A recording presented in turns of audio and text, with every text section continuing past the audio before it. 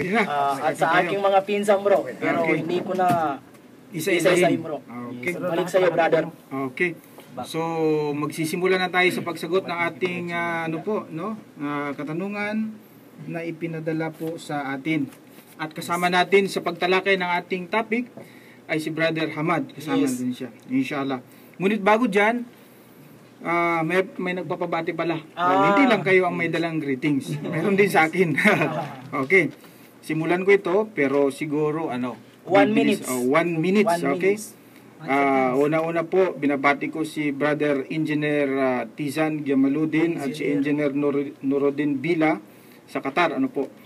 Si Muhalidin Idang Hamza ng Dimataling, Zamboanga del Sur, Rohaida Abbas Abdullah Mustafa ng Kabakan North Cotabato, Nura Mangkupan, Tanggaw Family, Bongko sa kanyang umi at abi. Yun. Sa Buldon, Maguindanao, Bansuan at Piang Family, sa General Trias Cavite from Tong, Bansuan.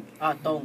Otto at Mastura Family sa Rajabuayan, Sultan Sabarongis, Sultan Kudarat, Cotabato City from Bailina Uto, Abu Asraf Dipatuan, Maynila, Tuol Osman Mampen at Kahar Family sa Cotabato from Hashim Osman Kahar, Muhammad Mik Salik Jr. Dalikan, Dato Odin Sinswat, Jamil Karim Cebu City, Ria Ambag Kambang, Kabakan North Cotabato, Family Dali sa Mandaluyong City, katulad ni Bilma, Kalila, Vanessa, Hana from Macdin Dali, Ahmad Lagyalam ng Matalam North Cotabato, Talimbo Family, Gumamakap Family at Usman Family sa Isulan, Sultan Kudarat from Rahma Talimbo Usman. Happy Ramadan sa mga taga Tawi-Tawi from Sid Sahaji ng Cotabato City. Yun po. Marami pa sila pero hindi na nakayanan ng ating oras. Anyway, next program siguro. Yes. Unang katanungan po mula kay Texter 0909 8565 8556 510. Assalamualaikum Brother Khalid. Waalaikumsalam. Ako po si Mark Locriana ng Canlubang, Laguna. Balik Islam po. Nagpapasalamat ako sa Allah dahil niloob niyang magkaroon kayo ng ganyang palatuntunan sa radio. My question is, sa Islam ba ay gumagamit ng rosaryo ang mga Muslim kapag nagdarasal? Kasi minsan napapansin kong may daladalang parang rosaryo ang ilang kapatid nating mga Muslim. Rosaryo. So, pasbi. Katulad dito sa akin, meron akong ganyan eh. So, ayun. Pero, ginawa mong relos. Hindi naman relos yan. Wala namang oras na yun. Kasi kaysa naman kahit saan mo ilalagay. At least mabuting dito na, di ba? Tama. Hindi naman siya pang decoration eh. Anytime, pwede mo siya magagamit. Ngayon, ang tanong ng ating kapatid na si Mark Locriana ng Canlubang, tayo ba daw ay gumagamit ng rosaryo sa ating pagdarasal? Yun. Kasi rosaryo. May napapansin daw siya na may mga ilang kapatid tayo na parang may daladalang rosaryo. Yes. Tama bro. Yes, may parang lang. Parang. Walang kasiguruhan. Oo, sabi niya. At parang naninigurado rin siya. Ano sa tingin mo, Brother Hamad? Pakinggan mo natin si Brother Hamad. Sa katunayan, ang tungkol sa rosaryo, may simbolo na cross. Sa Islam po ay hindi yun tinatanggap dahil ang pagdarasal ay direktahan, walang namamagitan. Yan. Dahil yung ganong mga bagay ay nahawig din sa katulad ng mga imahen na ang inyong hinaharapan o dinadalanginan, sila ay katulad ng mga patay na walang pangunawa. Ano man ang inyong sinasabi, ito ay hindi nila naririnig. Yes. Okay. Tama po yan. So, nais ko lang pong dadagdagan, Brother Hamad, na ito pong dala-dala ng ating mga kapatid na mga Muslim, hindi po yan rosaryo. No, hindi po rosaryo yan. Yung rosaryo po na ginagamit ng mga Katoliko, yun po ay merong krus yan eh. At ito ay ginagamit nila doon sa kanilang pagdarasal. Samantalang itong tasbih na dala-dala ng ating mga kapatid na mga Muslim, hindi naman po ginagamit yan sa pagdarasal. yan po ay ginagamit sa pagzikir, Pagzikir. sa pag-alaala sa Allah, no? Sapagkat utos sa mga Muslim, utos ng dakilang tagapaglikha na alalahanin mo si Allah Yes. pagkatapos ng pagdarasal. Anyway, yung pagdarasal, isang zikir din yan eh. Ngunit, yung separate na pag-alaala sa Allah pagkatapos ng pagdarasal, no, ito ay ipinag-utos sa ating mga Muslim. Halimbawa, basahin natin ang sinabi ng Allah sa chapter 62. Ang talata ay Jess, pakibasa, Brother Alcoco. أعوذ بالله من الشيطان الرجيم Yan. فإذا قضيت الصلاة فانتشروا في الأرض وابتغوا من فضل الله واذكروا الله كثيرا لعلكم تفلحون. Sa kanyang pinakamalapit na kahulugan, Brother Dato Gangnam. At kung ang pagdarasal Jum'ah ay natapos na, kayo ay malaya na magsipangalat sa kalupaan at magsihanap ng kanyang mga biyaya sa pamamagitan ng pagtatrabaho, at lagi ninyong alalahanin si Allah upang kayo ay magsitagumpay. Pagkatapos ng pagdarasal, sabi ng Allah, maghanap kayo ng trabaho, Brother Hamad. And at the same time, lagi ninyong alalahanin si Allah. Utos pala yun, lagi nating alalahanin. Ang tanong, anong araw, anong oras natin alalahanin ng Allah? Yun, tama. Sa maluwalhating Quran po, dapat araw-araw, oras-oras. Unlike yung ating pagdarasal, meron po tayong waktu na sinusunod dyan, no? Mga waktu na kung saan Oras ng pagdarasal. oras ng pagdarasal. Ngunit itong zikir, itong pag-alaala natin sa Allah, ito ay ginagawa natin araw at gabi. Ano po ang patunay? Basahin natin ang sinabi ng Allah sa chapter 33. Ang talata ay 41 hanggang 42. Pakibasa, Brother Alcoco. Iqra. أعوذ بالله من الشيطان الرجيم يا أيها الذين آمنوا اذكروا الله ذكرا كثيرا وسبحوه بكرة وأصيلا. Bukrataw wa asila. Sa kanyang pinakamalapit na kahulugan, Brother Lolo.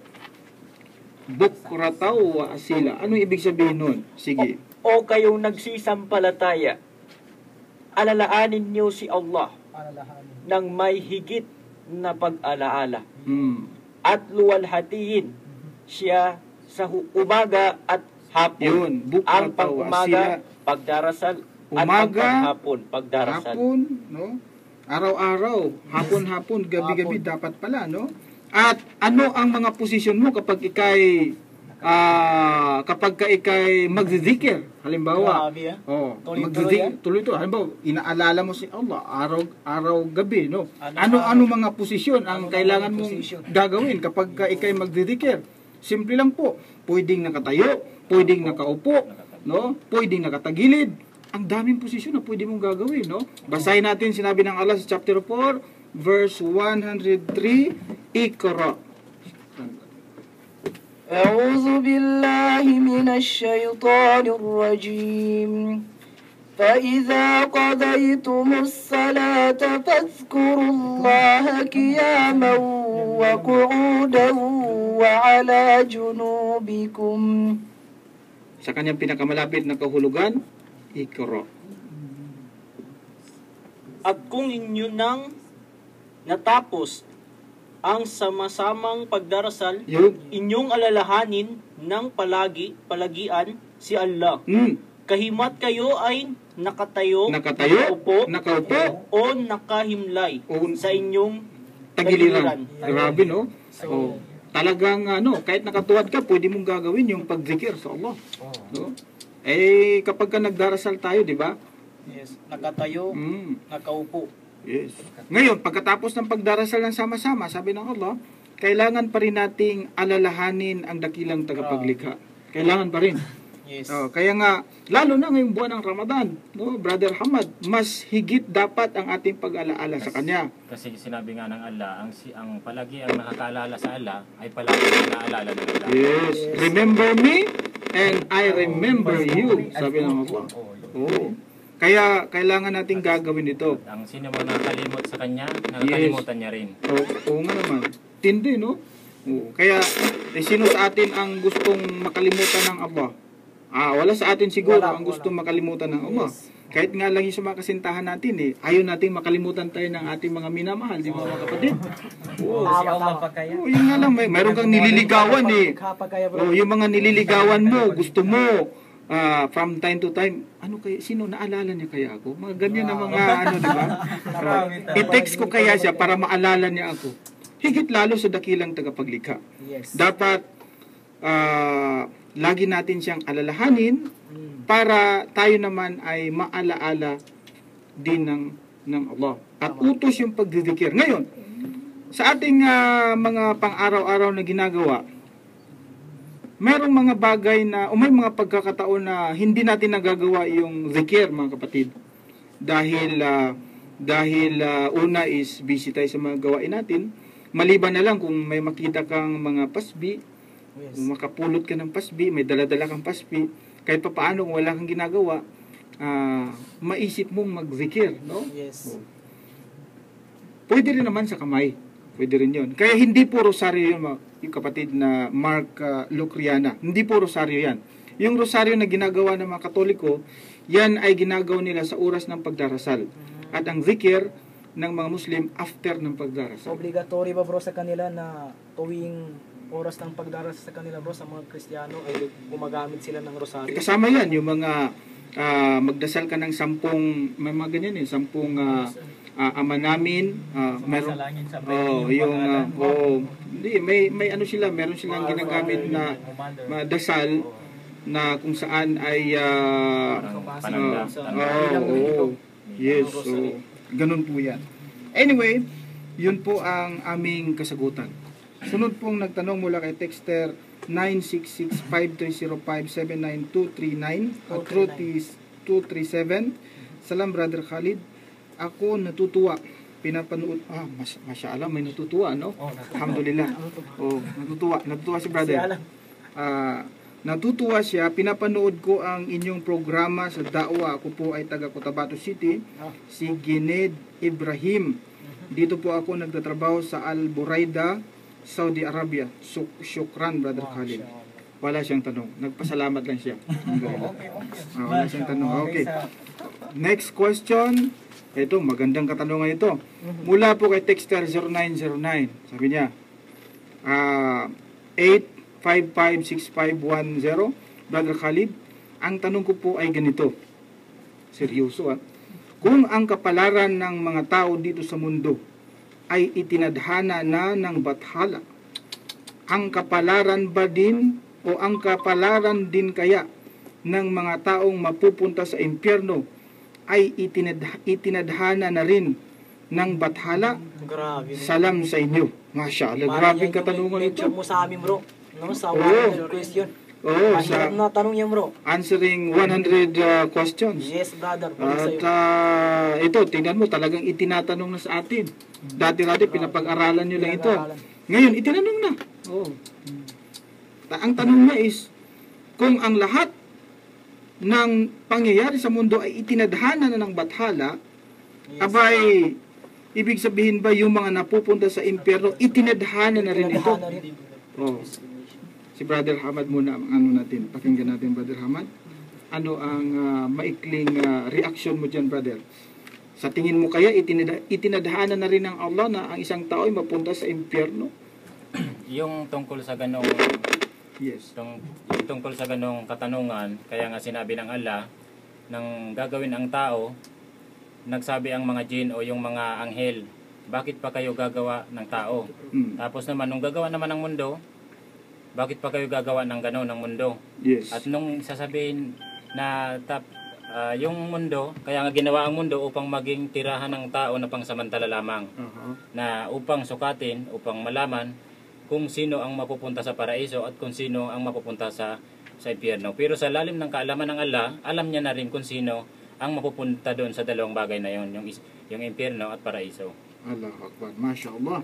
Okay, tama yun. So, dadagdagan din natin, ano po, yung answer ni Brother Hamad sa tanong ng ating kapatid na itinadhana ba, no, ni Bathala yung isang tao na mapunta sa impyerno? Yes. Well, ang sagot ko ay ganito, kapatid.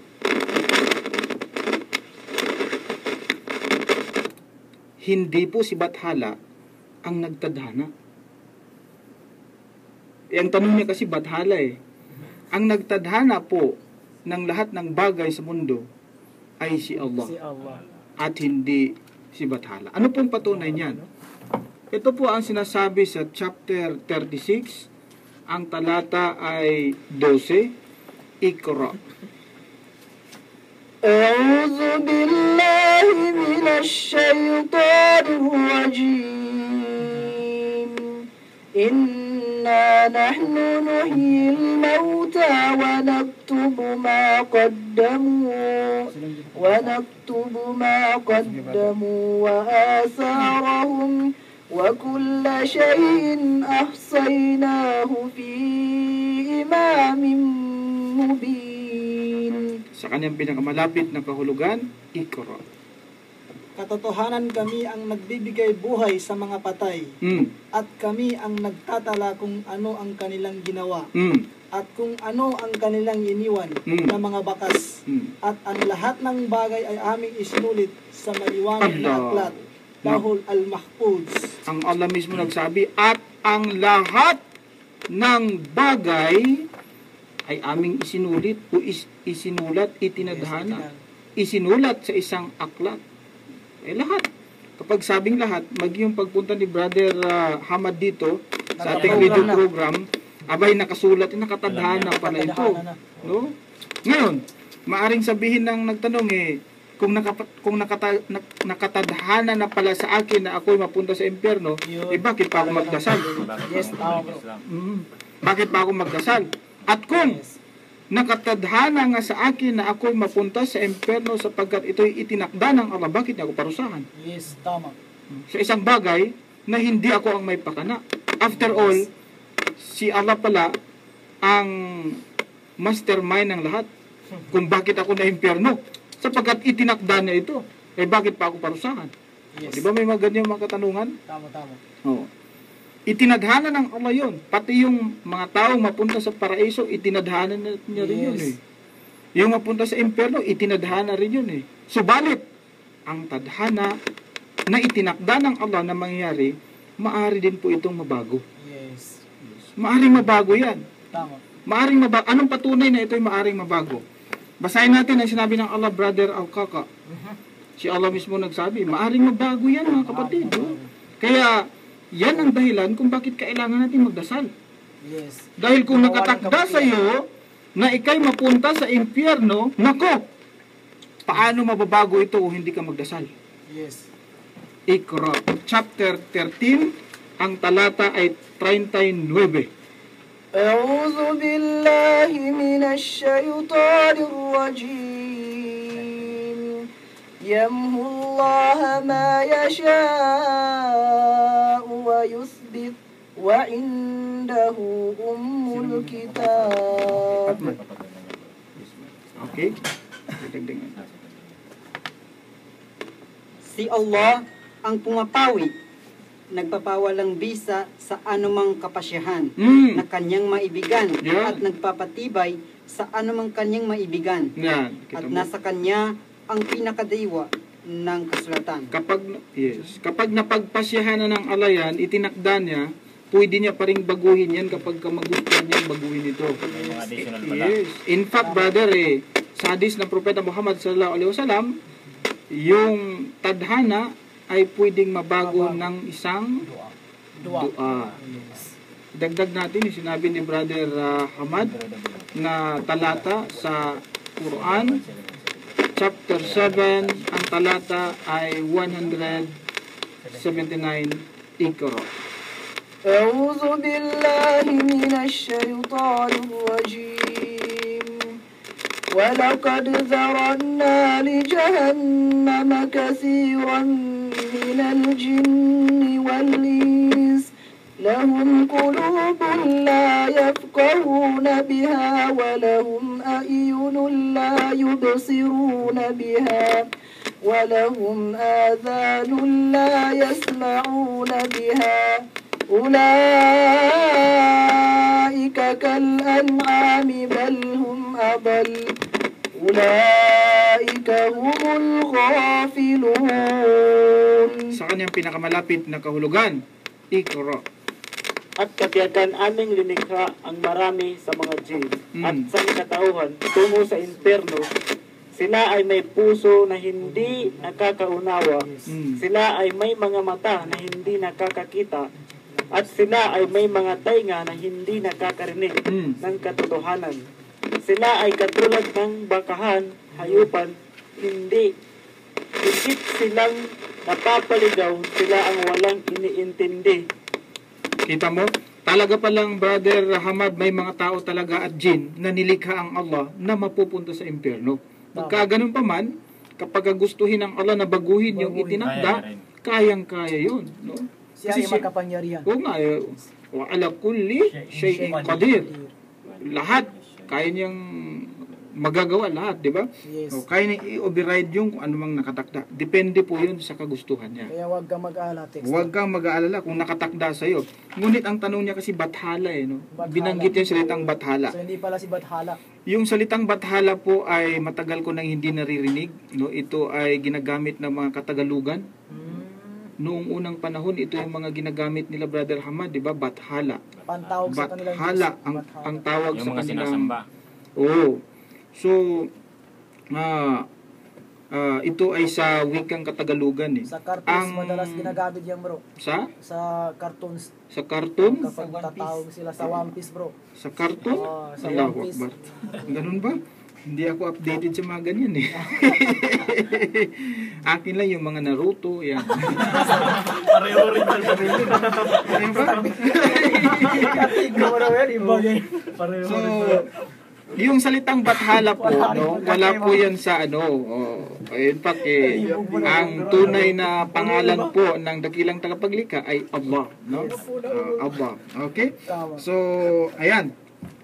Ano lang yun, kumbaga adlib lang yan, Brother Alkaka, no? Kala siguro hindi ko nanonood ng mga Naruto.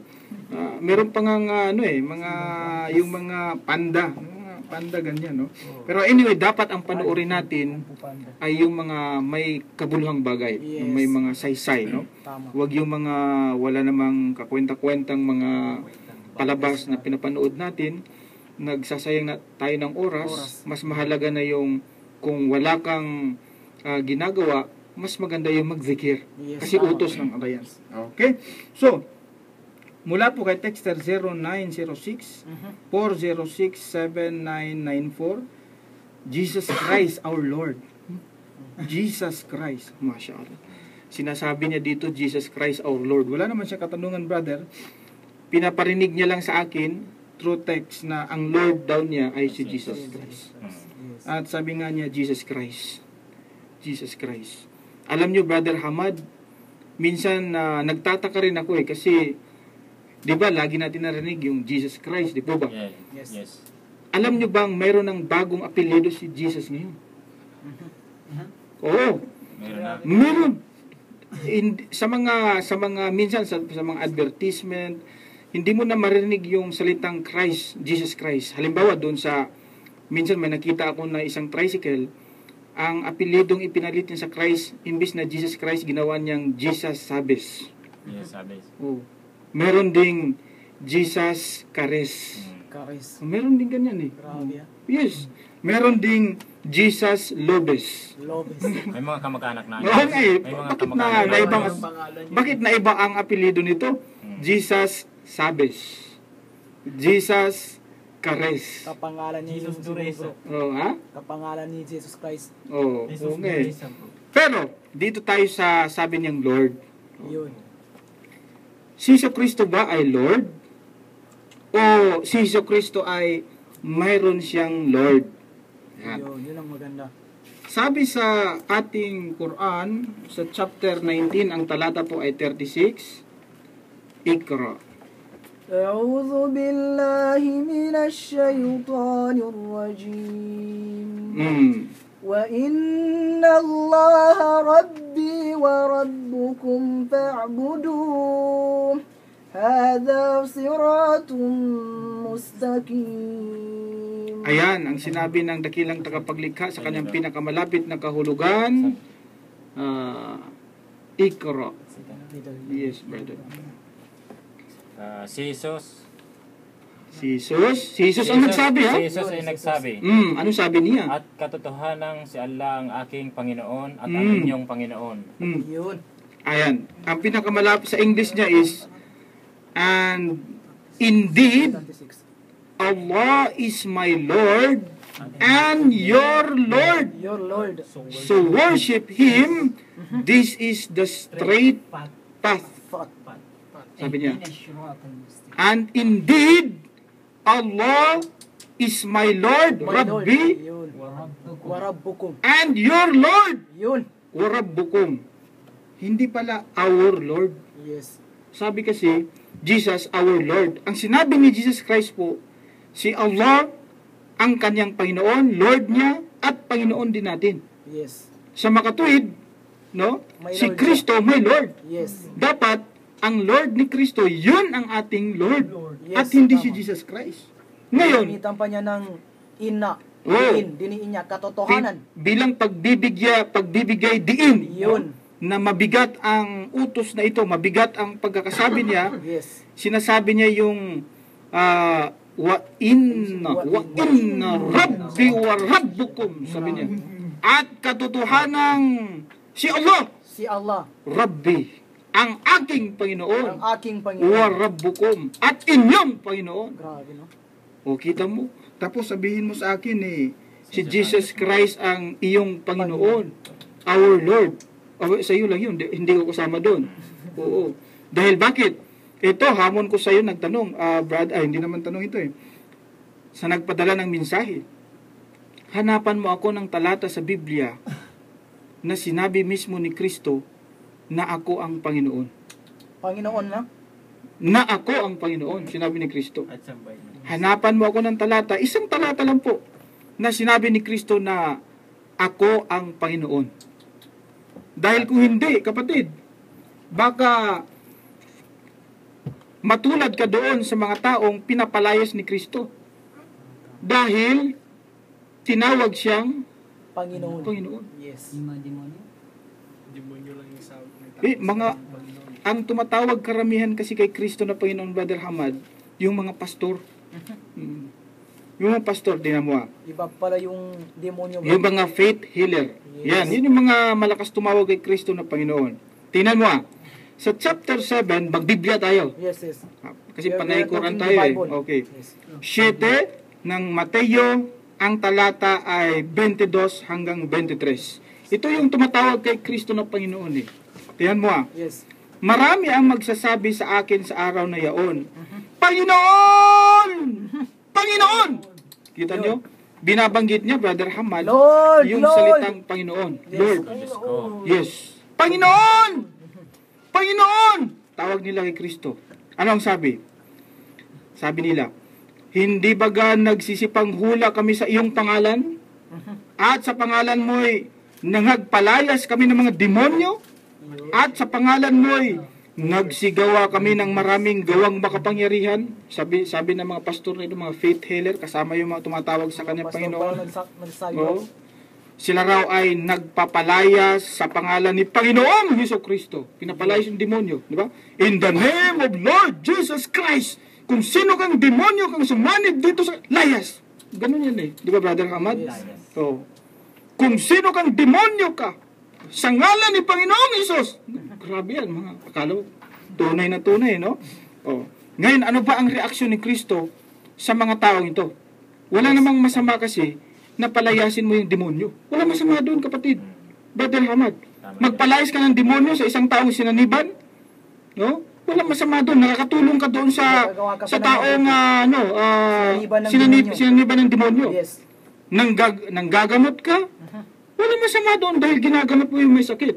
Yes. Oh. Tapos, nagsipaghula ka, ito masama. Hindi ka naman propeta no? Maliban na lang kung ikay weather forecaster. Weather forecaster. Mga weather forecaster kasi hula ng hula yan. May bagyo po na paparating. Di ba? Yes, tama, Forecast. Okay. Ngayon, walang masama sa panggagamot. Walang masama sa papalayas ng demonyo. Yes. Wala. Ngunit ang masama dito, tinawag mo si Kristo na Panginoon. Panginoon. Ano ang gagawin ni Kristo sa iyo sapagkat tinawag mo siyang Panginoon? 23. Sabi niya, at kung magkagayoy, ipahahayag ko sa kanila, kailanman ay hindi ko kayo nangakilala, magsilayo kayo sa akin, kayong manggagawa ng katampalasanan. Sabi ni Kristo. Yun ang sinabi niya. Manggagawa pala ng katampalasanan. Yung pinakamalaking katampalasanan na gawa mo sa buhay mo ay hindi yung panggagamot. Hindi yung pagpapalayas ng demonyo. Ang pinakamalaking katampalasanang nagawa niya sa buhay niya ay ang pagtawag kay Kristo na isang Panginoon. Panginoon. Lord! Napakalaking katampalasanan nito. Dahil bakit? Maging si Kristo hindi niya sinabi, kapatid na Hamad, na ako ay Panginoon. Yes. Ang sabi ni Kristo, meron siyang Panginoon. At hindi siya ang Panginoon. Anong patunay? Ito po, Marcos 2:29, lagi nating sinasabi ito. Sabi niya, sumagot si Jesus. Sumagot si Jesus. Sabi niya, sumagot siya. Yes. Tinanong Tinanong. Sabi niya, ang Pangulong utos ay pakinggan mo Israel, ang Panginoon Allah. nating Diyos, ang Panginoon ay iisa. Sabi niya, ang Panginoon natin. Sinama niyo yung kanyang sarili. Kasama ang sarili niya, ang Panginoon natin. Hindi sinabing, ang Panginoon ninyo ay ako. Walang ganun eh. Ang sabi, ang Panginoon natin. Mayroon siyang Panginoon, kapatid. Yes, Kaya sabi ni Kristo sa Quran, wa inna Allaha Rabbi. At katotohanan si Allah ang aking Panginoon. Wa Rabbukum at inyong Panginoon. Kaya hindi po tama na tawagin natin si Kristo na Panginoon. Dahil unang-una, hindi kailanman ipinangaral ni Kristo sa lupa na siya ay Panginoon. May mabasa ka sa Biblia na Lord Jesus. Meron, totoo yan. Ngunit si Kristo ba nagsabi nito? Hindi. Yung nagsulat. Yes. Ngayon, saan ka maniwala? Doon sa iba o doon mismo? Kay Hesus Kristo. Kay Hesus Kristo. Hindi namin sinasabi ito, no? Para po insultuhin yung ating mga kababayan. Sinasabi natin ito para po mamulat tayo sa katotohanan. Ako po, matagal na akong namulat eh. Si Brother Hamad, dati rin itong Kristiyano. 29 years Christian. 29 years siya ay Kristiyano. Anong relihiyon, Brother Hamad? Catholic. Roman Catholic. Isa na ito sa Lord kay Jesus noon. Pero ngayon, namulat sa katotohanan.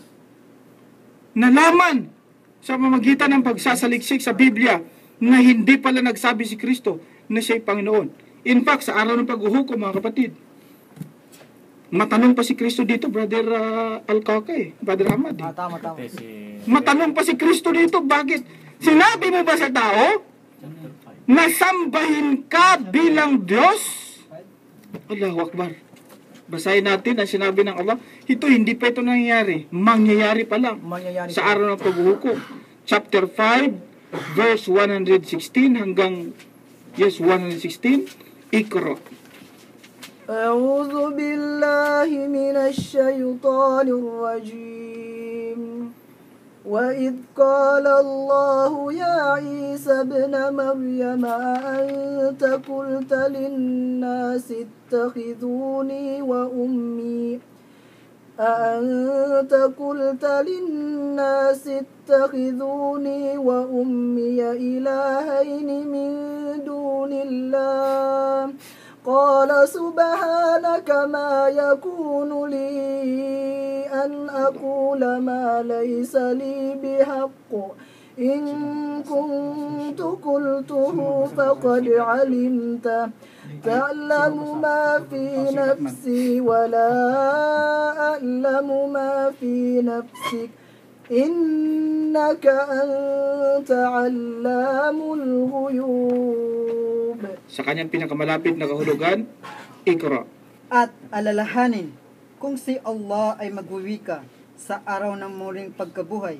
O Jesus na anak ni Maria, iyo bang ipinahayag sa mga tao na sambahin ako, Jesus, at ang aking ina na si Maria bilang dalawang Diyos bukod pa kay Allah. Siya, si Jesus ay magsasabi, luwalhatiin kayo, hindi isang katampalasan sa akin ang magsabi ng isang bagay na wala akong karapatan na magsabi kung aking binibigkas ang gayong bagay, katotohanan ito ay inyong mababatid. Talos ninyo kung ano ang nasa aking kalooban. Datapwat, hindi nalalaman ng nasa inyong kalooban. Katotohanan, kayo lamang ang ganap na nakakaalam ng lahat ng nakalingit. Allahu Akbar. Meron pala ng koreksyon sa akin, mali pala. Hindi pala, yung sabi ko, di ba, may bagong apelyido si Kristo. Yung Jesus Christ, pinalitang Jesus Kares. Tapos yung isa naman, ginawang Jesus Sabis. Tapos yung isa naman, ginawang Jesus Lobis. Mali pala yung aking pagbabasa. Ano pala, bro? Dapat pala yung Jesus Sabis. Ano pala yun? Jesus Saves. Kasi English pala eh. At saka yung Jesus Cares, ano pala yun? Jesus Cares.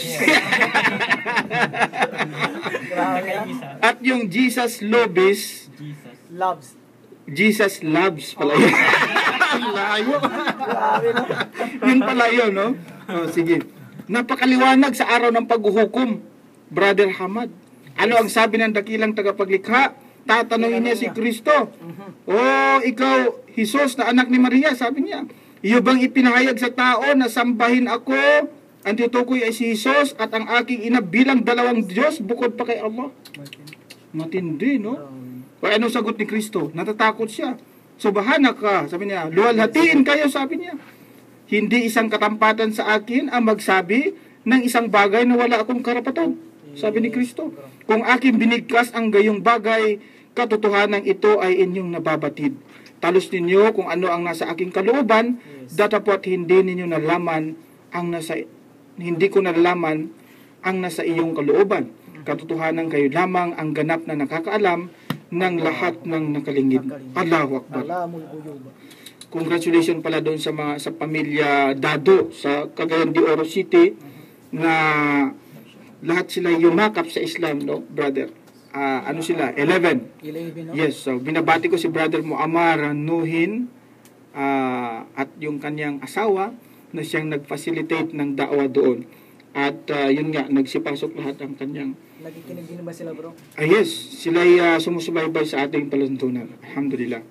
At meron pala tayong kabubukas na isa pang Islamic Center, no? Nalimutan kong i-advertise, Brother Hamad. Ang Mindanao People Dawah Association ay may branch na po doon sa Toledo City, Cebu. Wow, Toledo City, Cebu. Sa mga kababayan po nating nasa Toledo o sa Cebu City, meron po tayong branch dyan, MPDA Toledo City, at yan po ay matatagpuan sa malapit lamang po sa Philippine National Bank ng downtown mismo ng Toledo City. Alam nyo, ang pagkakaalam ko, ang Toledo ay matatagpuan sa Spain, Brother Hamad. Kasi may Toledo, Spain. Doon sa Espanya, mayroong bayan doon, syudad na ang pangalan ay Toledo. At itong Toledo sa Espanya, yan ay Islamic city sa loob ng 900 years under Umayyad Dynasty. Nung napasakamay ng Umayyad Dynasty ang Spain, yung Iberian Peninsula, sa loob ng 900 years, kasama yung Toledo, Spain, yung Granada, no? Yes. Yung Granada kasi pangalan ng lugar yan. Dito sa atin, pinapasabog. Yung pangalan ng lugar, yung Granada. pangalan ng lugar yan, Granada, Spain, yung Gibraltar na isang country, no? Yan ay mga Muslim state during the time of sa Spanya yan. So, meron din pala tayong Toledo dito sa atin at doon nga sa Cebu. At alhamdulillah, kauna-unahang Islamic Center. Wala ni isang mang tao doon ang nakapag-isip na magpatayo ng Islamic Center. Datapwat maraming mga Muslim ang mga Kristiyano doon na yumayakap sa Islam, Brother Hamad, sa Toledo City. Nung doon ako, brother, ang daming mga in fact, yung Islam doon is parang welcome sa mga tao. Very nice, napakagandang lugar para sa da'wah. Yes. Napakagandang lugar. Wala talaga Islamic Center. At alhamdulillah, ito po ay naitayo, nagkaroon tayo ng branch doon. Ito po ay sa pamamagitan ng ating sponsor na si Dato Ahmad Duka Mastura at of course sa pahintulot na rin ng dakilang tagapaglikha na makapag-branch out tayo doon sa Toledo City. At alhamdulillah, naiba yung ating topic. Okay. Balik tayo sa ating topic, brothers, na si Kristo, wala siyang sinabi na siya ay Panginoon, wala siyang sinabi na siya ay Diyos. Wala sa Biblia yun.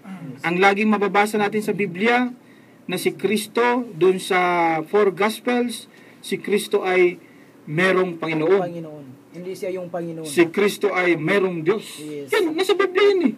Paulit-ulit natin, di ba? O ito, Brother Lolo, humugot ka ng isang talata na sinasabi ni Kristo sa Biblia na siya ay merong Diyos. Yung binasa mo kanina. Hindi, yung Panginoon yun eh, Diyos. Kasi magkaiba yung Diyos at saka yung Panginoon. Saka Ginoo, iba rin yun. Oh, Diyos. Juan 20:17.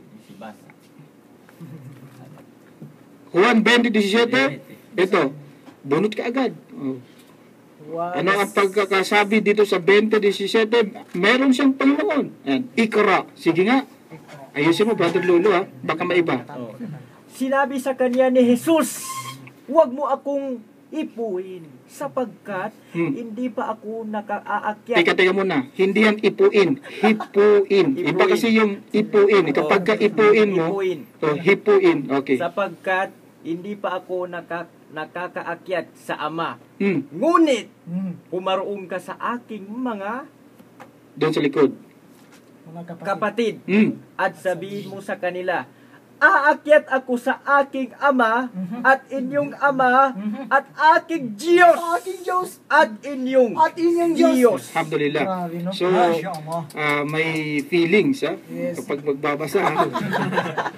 Paakyat pa ba, bro? May feelings. Sabi niya, sa aking Diyos at inyong Diyos. Kita mo, Brother Hamad, meron siyang Panginoon, meron pa siyang Diyos. At ang tinutukoy niya, Diyos nila at Diyos niya ay parehas. Yes. Hindi pa nagpo-bro yung kwan. Kumuha yun. Kumuha rin. Naka-on tayo eh. Naka-on. Feeling nyo lang yun. Kumuha yun. Sabi ni Kristo, sa aking Panginoon at inyong Panginoon. Rabbi wa Rabbukum. My Lord and your Lord. Tugmang-tugma talaga. Nasa Biblia. Kaya, napakalaking pagkaligaw ang magagawa ng tao sa kanyang sarili na tatawagin na si Kristo ay Panginoon at Diyos. Napakalaking pagkaligaw, Brother Hamad. Yes. Ito, bigyan ko ng sample. Yun nga lang, pinakamaliit na salitang mabuti. Itinawag kay Kristo yung salitang mabuti. Nagalit nga siya eh. Salitang mabuti O sino mag-volunteer magbasa? Brother Lolo, pero tinuturo mo. Brother Lolo. Si Brother Lolo. Ito, Lucas 18 hanggang 19. Yan. Simpleng adjective na mabuti, tinanggihan ni Kristo, yung pakayang salitang Lord. Ikra. At tinanong siya ng isang pinuno na sinasabi, mabuting guro. Mabuting guro. Anong gagawin ko upang magmana ng walang hanggang buhay? Mashallah. At sinabi sa kanya ni Jesus, bakit mo ako tinatawag na mabuti? Sumigaw siya. Walang mabuti kung hindi isa. ang Diyos lamang. Allahu Akbar. Ang liwanag, Brother Hamad, ang sabi ni Kristo. Siya diyan, bro. Yes. Bakit mo ako tinatawag na mabuti? Galit pa siya, no? Eh, yung isang pinuno, nagtatanong kay Kristo kung paano daw siya maliligtas. Yes. So para siguro, para sagutin siya ni Kristo, para maging mabait si Kristo sa kanya, imbis na tawaging guro lamang, sabi niya, mabuting guro. Mabuting guro. Anong gagawin ko upang magmana ng walang hanggan? Akala siguro, ang reaksyon ni Kristo ay mabuti rin. Oo. Hindi. Sabi ni Kristo, bakit mo ako tinawag na mabuti? Naggalit. Naggalit. Sorry. Walang mabuti, sabi niya, kundi ang Diyos lamang. O tingnan mo, hindi mabuti ang reaksyon ni Kristo. Masama. Nagalit siya eh. Dahil sa pagtawag ng mabuti. Dahil sa pagtawag sa kanya mabuti, bakit mo ako tinatawag na mabuti? Walang mabuti kundi ang Diyos lamang. Kung Diyos si Kristo, bakit siya magalit na tawagin mabuti? Diyos pa kaya na itawag mo sa kanya, bro. Diyos! Yun pa kayang tawagin mo siyang Panginoon? Yung simpleng salitang good master, ayaw ni Kristo? How much more kung tawagin mo siyang Lord? Nako, sa araw ng paghukom, sabi ni Kristo, lumayas ka, hindi kita kilala. Allahu Akbar. Kawawa naman, no? Pero, alhamdulillah, sana po, ito ay magiging eye-opener sa ating mga kababayan. Yes.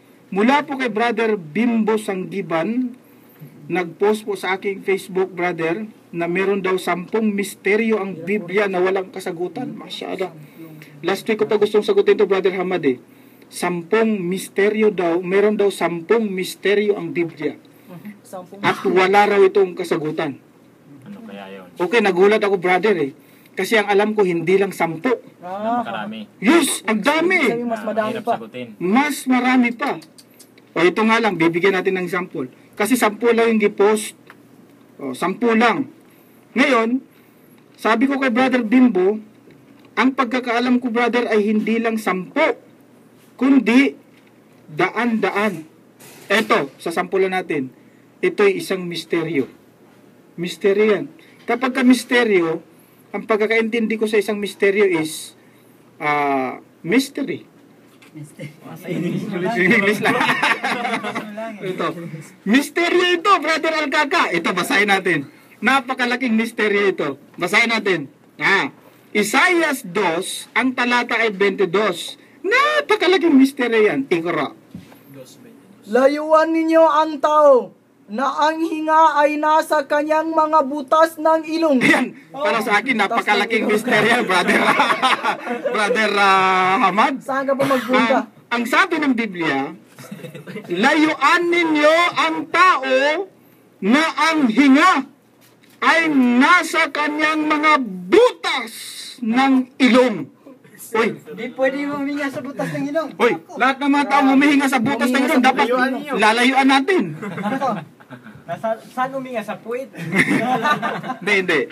Kasi, katulad ng sabi ko, hindi lamang sa 10 ang misteryo ng Biblia. Ito, misteryo ito Bakit? Mantakin mo, Brother Hamad, lahat naman ng tao, ang kanyang hinga na sa ilong. Ang utos ng Biblia, layuan daw natin ang mga taong ang kanyang hinga ay nasa ilong. Well, pwede akong huminga sa baba. Parang pangit yata no? Parang kang mukhang doon. Sa baba ka, sa bunganga ka hihinga. Paano kung bad breath? Lalong lalayo ang tao sa'yo. Lalo kang lalayasan nun. Bunganga nang ginagamit sa paghinga Yung tunay na lalayo ang tao. Salita ng kwan, bro. Oo nga. Labas dila pa. Di ba misteryo yun? Parang aso pag napapagod sa bunganga naghinga. Oo nga. Kita mo? Padadagdagan pa natin habang may oras pa tayo. Layuan mo ang tao ng kanyang hinga. Ang kanyang hinga ay nasa dapat siguro ang pagkasabi, lalayuan mo ang tao na ang kanyang hinga ay mabaho. Ganun dapat, no? Brother, no? Tama, no? Hindi yung ang kanyang hinga ay nasa butas ng May kanyang pupuntahan ilong. ka pa, bro, kung ganun. Correct. Yes. Pero kung ganyan na kwan, payo. Correct. Paano ngayon yung mga taong walang butas ang kanilang ilong? Maliban na lamang, bro, kung dito ka magtira sa gitna ng kwan, dagat. Oo nga Ikaw lang mag-isa. Correct. Dadagdagan pa natin yung mystery. Ito pa. Misteryo. Dahil sa aking pag-aaral, brothers. Hindi pa nakaon, bro. Ha? Hindi nakaon, no? Nakaon yan. Nakaon. Feeling mo lang yun. Kaya sinasabi ng mga ulo talagang magkasama ko, bro. Ito, dadagdagan natin, no? Oh, mag-enjoy lang kayo, dyan si brother eh. Ganito talaga kami, brother Hamad, sa program namin. Lagi kaming masaya kaya hindi boring eh. Hirap kasi isang oras ka nga nagsasalita, tapos ang pinagsasabi natin ay nakakaantok. Ito, dadagdagan natin, Brother Hamad. Isa pang misteryo sa Biblia dahil alam mo kung bakit. Sa tinagal-tagal kong nag-aral sa tinatawag na zoology. Sino nag-aral sa inyo ng zoology? Hindi geology. Zoology. Yun! Study of animal. Animals. Study of living Yung botany, study of ano yun? plants. Yung zoology. Yung geography. Ano yun? Wala hindi mahina kayo sa school, ha? Comparative lang talaga ang specialty nitong mga kasamahan kong mga ulul albab. Ito. Imbis na ang topic is math, bro, pinapasukan ng tauhid. Oo nga, no? Ito. Mystery ito sa Biblia dahil sa tinagal-tagal kong nag-aral sa zoology. Geology.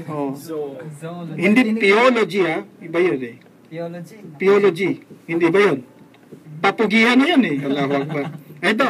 Ang sabi dito, sa Biblia, abay mantakin mo, meron daw ibon na 4 ang paa. Kaya nga, malaking misteryo sa akin ito, brother zoology, na ikaw brother ganun, nakakita ka na ng ibon na 4 ang paa? Wala, bro. Baka pusa yan, bro. Ikaw, wala, hindi naman ibon ang pusa eh. Ibon talagang pagkasabi niya, bro. Kasi may pakpak kasi. Baka bro, kuhan. Basahin natin. Ito. Basahin natin. Buti pa yung burak. Kasi may pakpak. 4 ang paa. Yung burak, no? Veteran kabayo. Sabi sa Leviticus 11 ang talata 20 ay ganito. Sabi niya, lahat na may pakpak. Ibon. Anong tinutukoy kapag may pakpak? Ibon. Maliban na lang kung ang tinutukoy niya si Superman. May pakpak din naman yun eh. Pero dalawa lang ang paa nun. Lahat na may pakpak na umuusad na lumalakad na may 4 na paa ay marumi nga sa inyo. Lahat daw ng may pakpak, 4 ang paa, maruming kainin. Nakita na ba kayo ng ano, may pakpak na 4 ang paa, Brother Hamad? Parang malabo. Bro. Veteran kabayo, bro. Hindi naman yun na, bakit may pakpak ba yun? 4 nga ang paa, pero wala namang pakpak. Isang mysterious yan, bro. Charged to mystery. Kaya kapag hindi na unawaan, charged to mystery. Yes. Ngayon, ang tanong ay ganito. Meron ba talagang misteryo kung pag-usapan natin ay... Yes. Sabi sa Biblia, may misteryo ba? Ibig sabihin, kapag ka misteryo kasi, hindi maliwanag. Hindi hayag. Malabo. No? Hindi. Katuwad sa mga muto, bro. Mga misteryo yan. Ngayon, kung tungkol ba sa Diyos may misteryo, sapagkat Brother Hamad, lagi na lamang, kapag ka hindi naintindihan tungkol sa Diyos, tungkol sa kasulatan, sinacharge sa mystery. Sinacharge sa misteryo. Ngayon, meron bang mystery tungkol sa Diyos?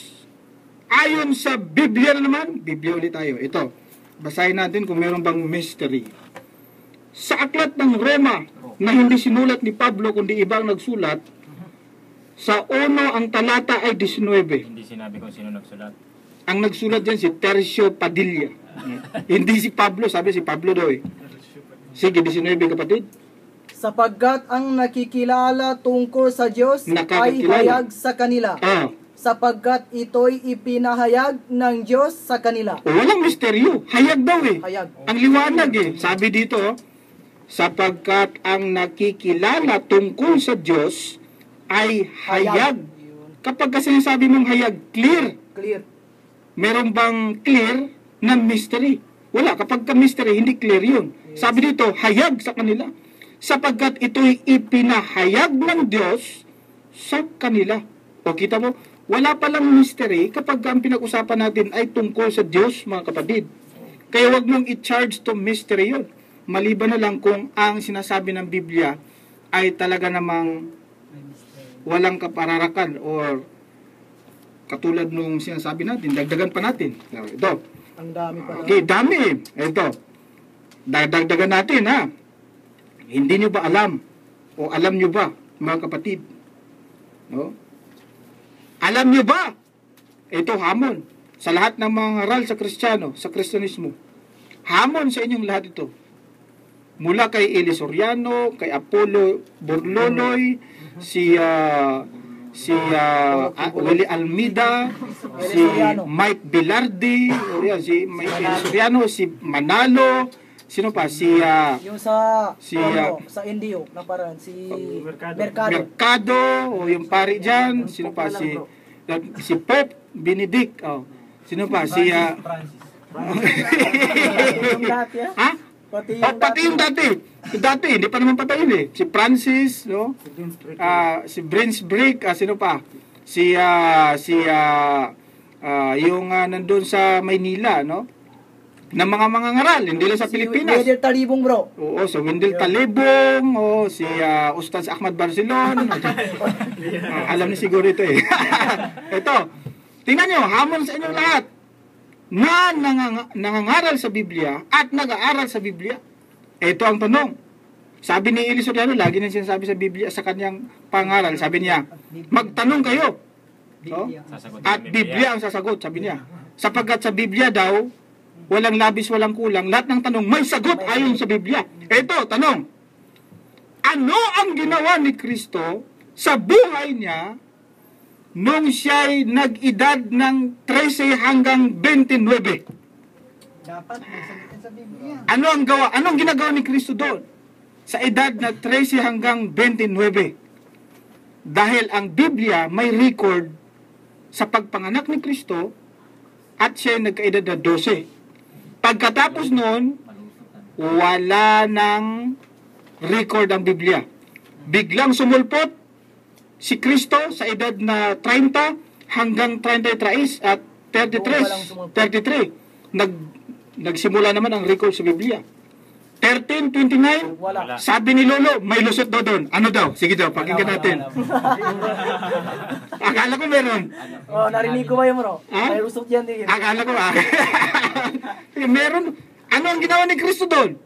13 hanggang 29. Sa pag-aaral namin, bro, nag-aaral siya ng karate.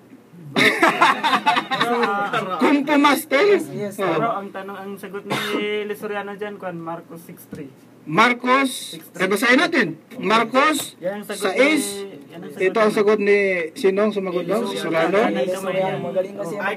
Okay, basahin natin. Basahin.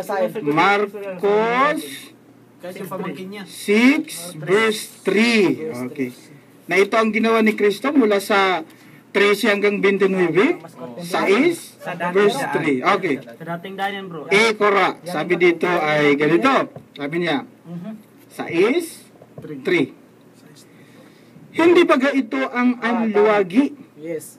Ang anak ni Maria at kapatid ni Santiago at ni Jose at ni Judas at ni Simon, at hindi ba nangaririto sa atin ang kanyang mga kapatid na babae at siya'y kinatitisura nila?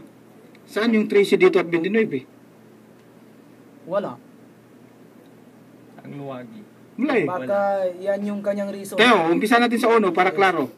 At umalis siya doon at napasa kanyang sariling lupain at nagsisunod sa kanya ang kanyang mga alagad. At nang dumating ang Sabat ay nagsimulang magturo siya sa sinaguga at marami sa nangakakarinig sa kanya ay nangagtataka na nagsasabi, saan nagkaroon ang taong ito ng mga bagay na ito? At anong karunungan ito na sa kanya'y ibinigay? At anong kahulugan ng gayong mga makapangyarihang gawa na ginagawa ng kanyang mga kamay? At sa 4 tayo, at sinabi sa kanila ni Jesus, walang propetang di may kapurihan liban sa kanyang sariling lupain at sa gitna ng kanyang sariling mga kamag-anak at sa kanyang sariling bahay.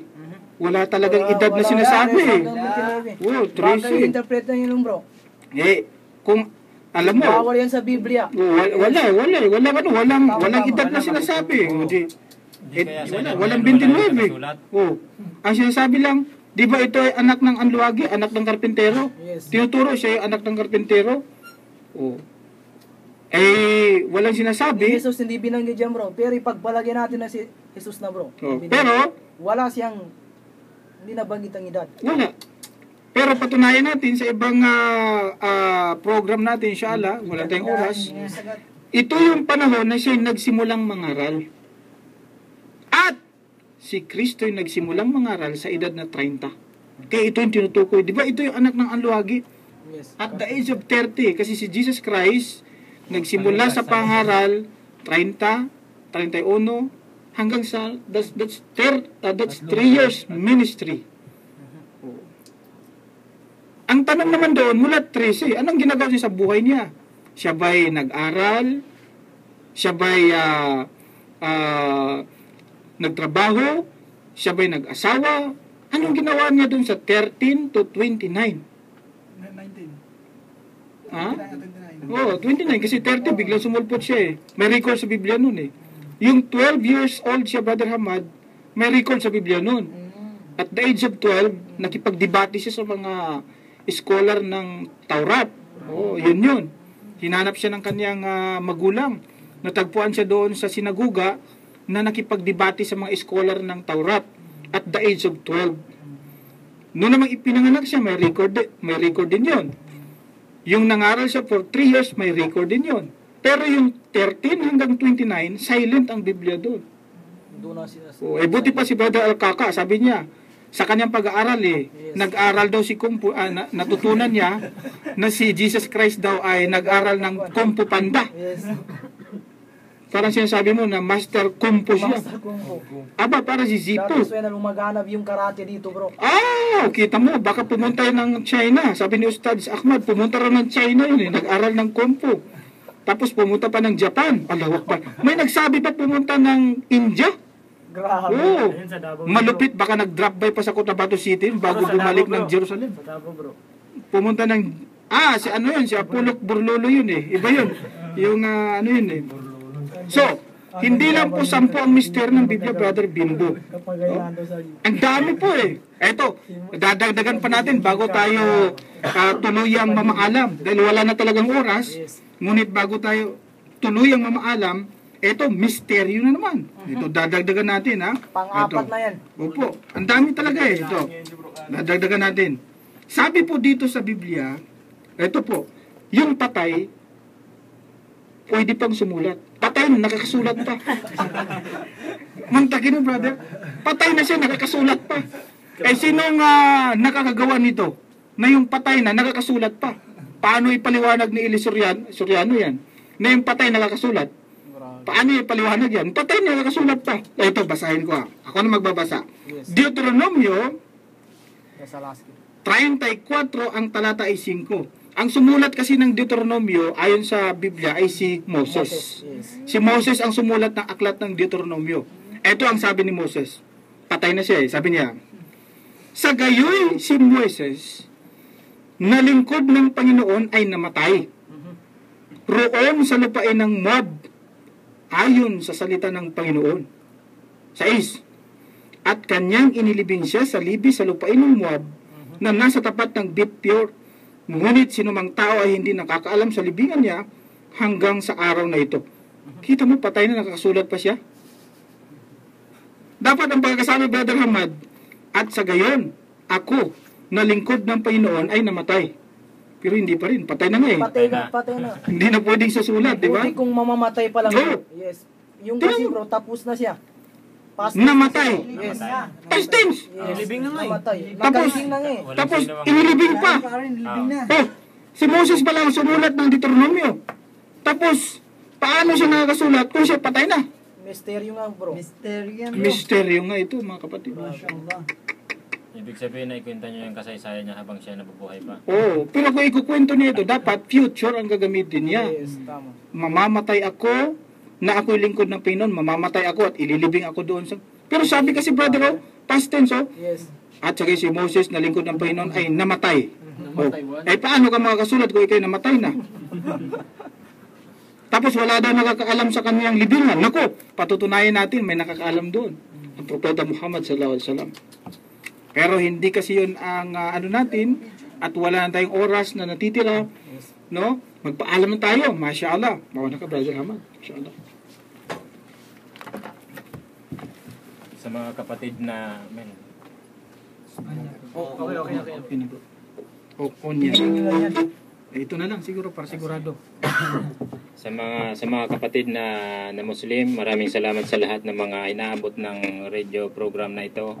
Inshallah, patuloy ang inyong pag-abang sa mga susunod na programa. At welcome kayo kung ano man ang inyong mga maibabahagi dito na mapapalakas ang ating pagpalawak ng Islam, pagtulong sa mga iba pa na hindi pa nakaunawa sa Islam. Inshallah, maging isa rin kayo sa pagbahagi na magpapalawak ng reliyon ng Allah, na reliyon din ng lahat ng propeta. Para din sa mga Kristiyano, kayong lahat ay welcome sa amin, welcome sa lahat ng mga Muslim.